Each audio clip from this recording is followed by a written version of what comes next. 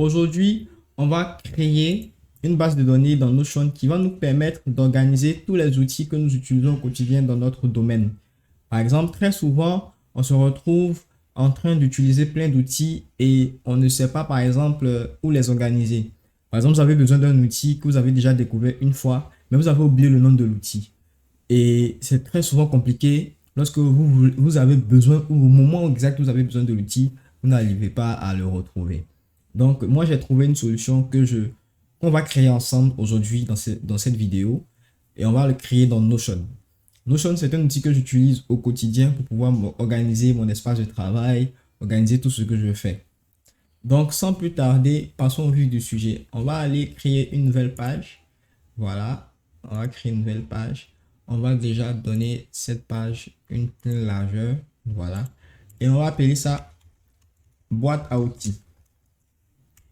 Donc, on va créer notre base de données. On va créer notre base de données. Base de données intégrée. On va l'appeler mes outils. Voilà. Et on va masquer le titre de la base de données pour rendre ça propre. Ensuite, on va maintenant créer nos différentes colonnes. Donc, avant de créer une base de données, il faut définir la structure, les informations que vous voulez récolter. Dans mon cas ici de web designer, moi, je veux récolter des informations comme le nom de l'outil que je vais utiliser. Je vais supprimer ça. Je veux récolter aussi les catégories. Maintenant, vu qu'il y a un outil qui peut avoir plusieurs catégories, je vais utiliser la sélection multiple. Et je vais par exemple choisir la catégorie couleur. Par exemple, si je découvre un outil qui peut me permettre de travailler avec les couleurs, ou bien typographie, ça peut être un outil UI également, ou bien UX, voilà. Ça peut être un outil de code, voilà, et ainsi de suite. Et donc, vous allez créer différentes catégories en fonction de votre besoin d'utilisation. Ensuite, vous n'oubliez surtout pas aussi de renommer. Donc, on va mettre catégorie, voilà, on va oublier. Ensuite, on a quoi? On a le lien vers le site, donc URL, donc le lien du site de l'outil. Parce que c'est une information importante aussi.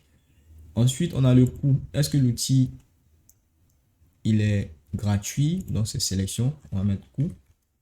Et on va ajouter les différentes options. On va mettre premium, payant ou gratuit. Voilà. Donc, on a les coûts. Ensuite, on veut prendre par exemple des notes. Voilà. Si on veut dire quelque chose en particulier sur un outil. Ensuite, on va avoir la date d'ajout. Donc, la date de création. Voilà. Et dernièrement, on va avoir aussi des tags. Des tags pour dire si c'est un outil, par exemple, à explorer. Est-ce que c'est un outil qu'on découvre pour la première fois, donc nouveau? Est-ce que c'est un outil qu'on a l'habitude déjà d'utiliser, donc fréquemment utilisé? Voilà. Et ainsi de suite. Et vous pouvez même ajouter d'autres trucs comme le degré de priorité et ainsi de suite. Donc les tags, je vais ramener ça ici. Donc on vient de créer notre base. Et là, donc, on a le nom de l'outil, la catégorie, le tag, le lien du site, et ainsi de suite. C'est comme quand vous ajoutez un nouvel outil, c'est comme si vous remplissez un formulaire. Voilà. Maintenant, à chaque fois, on ne va pas se fatiguer à venir, par exemple, chaque fois qu'on découvre un outil, on va venir dans notre Notion en train de taper, venir choisir la catégorie, venir choisir le tag, ce sera trop long. Donc, il y a un outil que je vais te faire découvrir dans cette vidéo qui va te faire gagner énormément de temps. Cet outil-là, il s'appelle Save to Notion. Le voici ici. Save to Notion.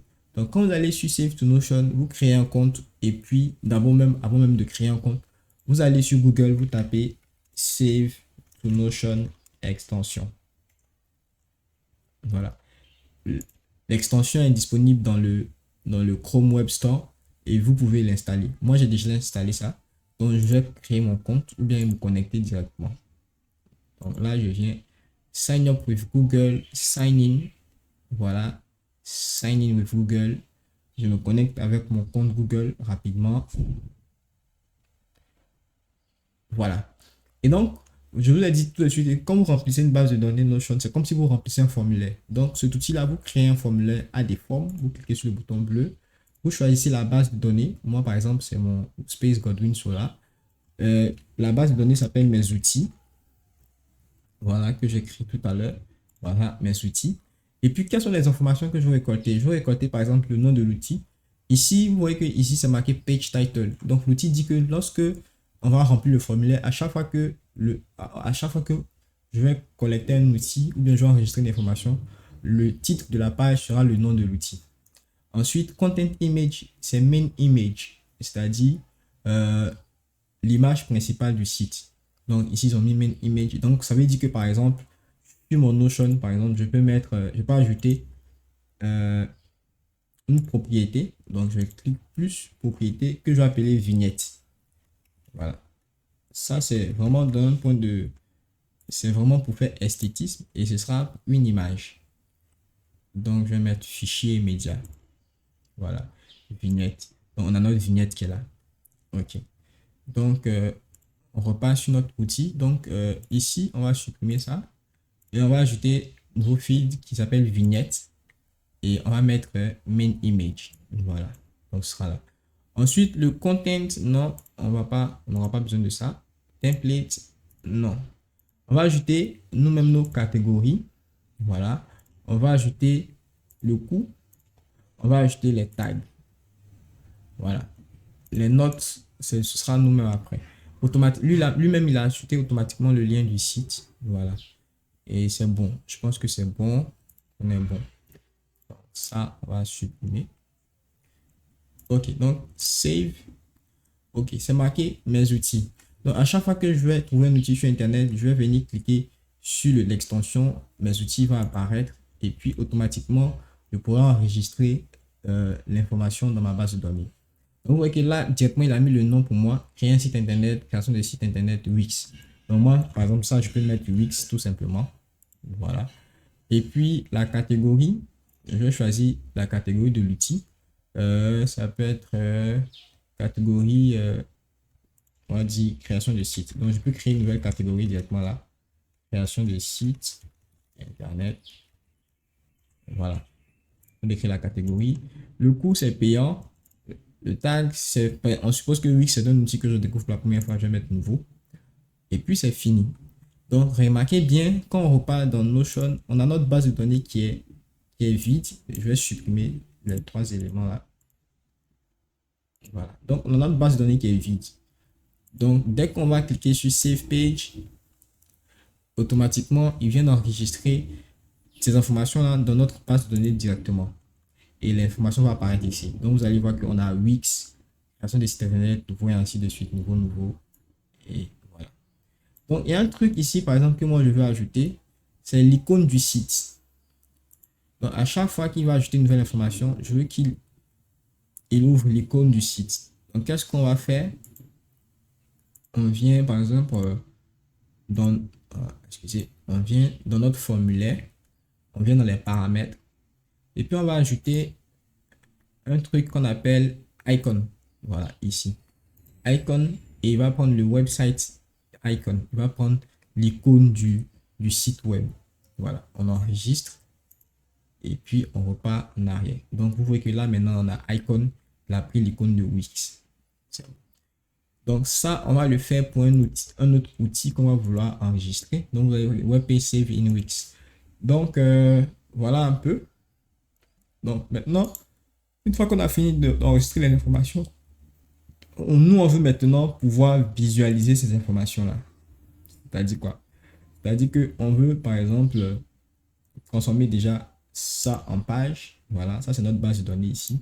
Que maintenant, on va venir jouer l'esthétisme ici. Donc, on va faire lien. On va mettre base de données.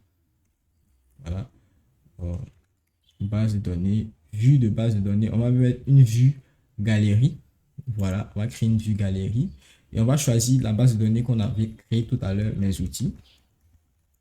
Voilà, mes outils qui sont là. Et puis, on a notre base de données qui est venue. Donc, on vient sur Tab, on va mettre le nom de la vue. Par exemple, on va mettre les nouveaux outils qu'on n'a jamais découvert, qu'on découvre pour la première fois, qui seront ici. Donc, on veut que la disposition soit sous forme de galerie, comme ça. On veut que la taille des cartes soit petite, comme ça. On veut que l'aperçu de la carte vienne des vignettes. Automatiquement, vous allez voir que la vignette est là. C'est bien joli, bien chic là. Et puis, on veut quoi d'autre? Ouais, c'est bon. On peut ajuster l'image après, hein. On peut mettre ça ainsi, voilà. Ensuite, on veut pouvoir afficher certaines propriétés comme la catégorie de l'outil. Voilà. Wix, création des sites internet. Et puis, le lien du site, tranquillement. Donc, une fois qu'on a ça, on retourne en arrière. Et puis, je pense qu'on est bon. Donc, chaque fois qu'on va ajouter un outil, il va venir ici, il va s'afficher comme ça. Voilà. Ça, attendez, je vais pousser ça vers le bas au maximum. Voilà. Comme ça, on ne voit pas. OK. Maintenant, on va créer un filtre. On va créer un filtre en fonction des tags.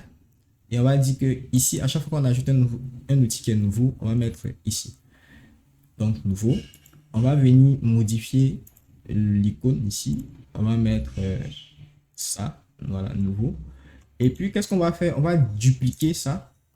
Et puis, on va mettre ici à explorer. C'est-à-dire, c'est un outil que je dois chercher à connaître. Ou bien en savoir plus. Donc, je change l'icône. Et puis, je duplique encore. Et puis, ici, je vais mettre fréquemment utilisé, par exemple. C'est juste vous montrer un cas. Un outil qui est fréquemment utilisé. C'est juste vous montrer un cas. Et puis, je peux changer l'icône. Utiliser celui-là. Super. Donc, à chaque fois, à chaque partie, je vais venir modifier le filtre. Donc, ici, filtre, je vais choisir à explorer et puis j'enlève à nouveau. Et puis, fréquemment utiliser filtre. Voilà, je choisis fréquemment utiliser, j'enlève à nouveau. Donc, je viens de présenter mon information comme ça. Donc, on va aller faire deux tests pour voir comment ça se présente. Donc, on va aller chercher un autre outil, par exemple, qu'on aime bien. On va aller sur l'outil, par exemple, Pitch. Pitch est un outil qui fait de la présentation. C'est un outil qui me plaît bien et j'ai envie d'en savoir plus. C'est-à-dire, c'est un outil que j'ai envie d'explorer après. Mais j'ai pas le temps, je suis en train de faire d'autres choses. Donc, je vais dans mon extension, je clique sur Save to Notion. Et automatiquement, il va mettre ici, nom, présentation, software. Non, je mets juste le nom que j'ai retenu, Pitch. Voilà. Catégorie, bon, c'est une nouvelle catégorie. Je vais mettre présentation. Voilà, la catégorie présentation est là. Le coût, je vais mettre un coût, bon, je regarde bien, on peut l'utiliser gratuitement sans d'abord, donc c'est premium. Le tag, c'est un outil que je dois explorer après, à explorer, l'icône est là, ainsi de suite. Et quand je clique Save to Page, vous allez voir la magie. Automatiquement, quand on va sur Notion, ici c'était nouveau. Donc, si je vais à explorer, normalement, l'outil va apparaître ici. Donc, ça peut prendre 10 secondes, 15 secondes, 30 secondes, mais l'outil apparaît. Donc, on va juste patienter. Pendant ce temps, on va aller chercher d'autres outils. Voilà, on va aller chercher d'autres outils. On va aller par exemple sur l'outil UI Colors, par exemple, voilà, UI Colors. Et on va enregistrer aussi cet outil-là. Donc, il a pris Tailwind CSS Color Generators, le nom me convient. C'est un outil pour les couleurs. Le coût, il est gratuit. Voilà. Le tag, il est quoi? C'est un nouvel outil que je découvre, ou bien c'est un outil que je vais utiliser fréquemment. Bon, je n'utilisais pas cet outil-là, donc je vais mettre nouveau. Ou bien, bon, on va mettre fréquemment utilisé pour que vous puissiez voir de façon intéressante. Et puis, je clique sur Save Page. Automatiquement, c'est enregistré dans ma base de données Notion. Donc, je retourne dans ma base de données Notion. J'essaie de voir. Les outils sont pas encore venus. Je regarde dans ma base ici. Tous les outils sont là dans ma base. Donc, ça veut dire que c'est venu. Donc, je repars. Voilà, les outils sont là. Nouveau, à explorer. Voilà. Ici, est-ce que j'ai changé le filtre? Tag à explorer. Fréquemment utilisé là. À explorer. Voilà, c'est là. Souvent, ça prend un peu de temps. Hein, soyez indulgents. Voilà. Donc, dites-moi en commentaire ce que vous en pensez de tout ça. Et donc, on peut dupliquer ça. Voilà. Dupliquer tout ça. Et puis, essayer de mettre un peu plus d'espace entre les deux. Et puis ici, on peut changer le filtre. On peut maintenant filtrer par quoi? On va filtrer par quoi? On va supprimer ça. Supprimer ce filtre. On va ajouter un filtre par, par coût. Donc, on va chercher les outils gratuits. Voilà, les outils gratuits vont se mettre ici. Donc, on change le nom, et on met gratuit. Voilà. Ensuite, les outils qui sont premium. Donc, on change le nom. Vous pouvez aussi changer les icônes. Vous pouvez prendre une icône ailleurs. Il y a plein d'icônes ici. Moi, je prends un truc comme ça, juste pour premium. Voilà. Et puis, je change le filtre. Je supprime ce filtre. J'ajoute un nouveau filtre qui est le coût. Et puis, premium. Voilà. Premium est là. Ensuite, le dernier, payant. Voilà. Cash. Voilà, payant. Et puis, je vais changer le filtre également. Le supprimer, celui d'ancien filtre. Et puis, ajouter un nouveau filtre de coût. Et puis, mettre payant. Voilà. Donc, automatiquement, vous voyez que je commence à avoir un truc assez intéressant, assez soft. Et je peux créer une bibliothèque comme ça d'outils. Et chaque fois que j'ai besoin d'un outil, je ne vais pas venir chercher ou bien me casser la tête. Je sais les nouveaux outils que j'ai découverts, je connais les nouveaux outils que j'ai explorés, les nouveaux outils comment utiliser, ainsi de suite. Et puis, je peux savoir quel outil est gratuit, quel outil est premium, quel outil est payant. Donc, voilà un peu ce que je voulais vous montrer aujourd'hui dans ce tutoriel-là. J'espère que vous allez, vous avez appris, vous savez créer une base de données, vous savez présenter la base de données dans plusieurs vues. Il n'y a pas que cette vue-là, hein. On peut avoir des vues sous forme de liste, sous forme de Kanban et ainsi de suite. C'est à vous de vraiment explorer l'outil à votre guise. Si vous avez aimé cette vidéo, n'hésitez pas à mettre un pouce, à liker, à encourager la chaîne, à le partager à un ami qui aura besoin de mieux s'organiser avec Notion. Voilà. Et pour ceux qui veulent un accompagnement plus avancé, bien une formation plus avancée sur Notion, voilà, je mets mes contacts dans la description. Vous pouvez me contacter également. Donc, merci d'être resté jusqu'à la fin. Dites-moi en commentaire ce que vous en pensez. Je vous encourage vraiment à commenter, à mettre un pouce. Voilà, ça aide vraiment la chaîne, quoi. Et puis, dites-moi si vous avez besoin d'un autre tutoriel. Est-ce que vous avez d'autres tutoriels que vous aimeriez que je fasse sur cette chaîne, sur Notion, sur Webflow, bien sûr, peu importe l'outil, nos codes, je n'hésiterai pas à le faire. Donc, sur ce, ciao, merci à vous, merci pour le soutien. On reste ensemble, c'est Friends of No Code.